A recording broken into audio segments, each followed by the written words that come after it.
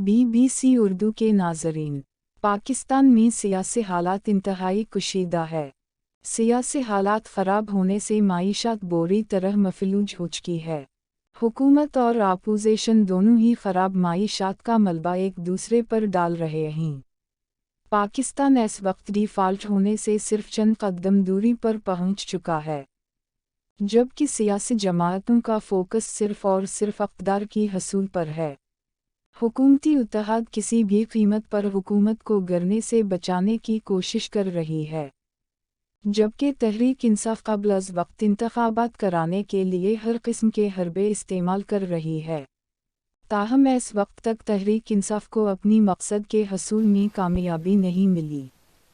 तहरीक इंसाफ की ख्वाहिश है कि दो सूबों की असम्बलियाँ तहलील करके और साथ में कौमी असम्बली से इस्तीफ़े देकर नए इलेक्शन की तरफ चले जाए। ताहम बाखबर ज़राया के मुताबिक पंजाब असम्बली तहलील नहीं हो रही है। सिर्फ तहरीक इंसाफ के कारकुन ही इस्तीफ़े दे सकते हैं, क्योंकि परवेज़ अलही ने इमरान खान को असम्बली तहलील करने की यकीन दहानी तो करवा ली है। ताहम BBC के ज़राई का कहना है कि परवेज़ अलही और आसिफ ज़रदारी के दरमियान डील हो गई है। परवेज़ अलही डबल गेम खेल चुके हैं।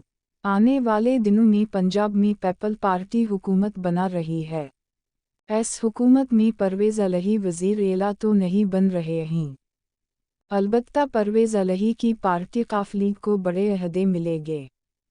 अतलात के मुताबिक परवेज़ अलही खुद को पार्टी से नाराज़ ज़ाहिर करेंगे, खुद हुकूमत में भी नहीं भीटेंगे और ये साबित करने की कोशिश करेंगे कि वो अब भी इमरान खान के साथ है। हमारे ज़राई के मुताबिक हुकूमत के बदलते ही मुख्तलिफ मक़दमात में इमरान को गिरफ्तार करने का प्लान बना लिया गया है।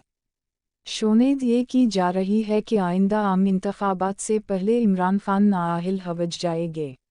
मुल्क में हालात मज़ीद ख़राब तर हो सकते हैं और यकीन मुमकिन है कि पाकिस्तान एक बार फिर मार्शल लॉ की तरफ चला जाए। पाकिस्तान के ताज़ा तरीन सूरती हाल से बाखबर रहने के लिए BBC उर्दू को सब्सक्राइब करना न भूलिए।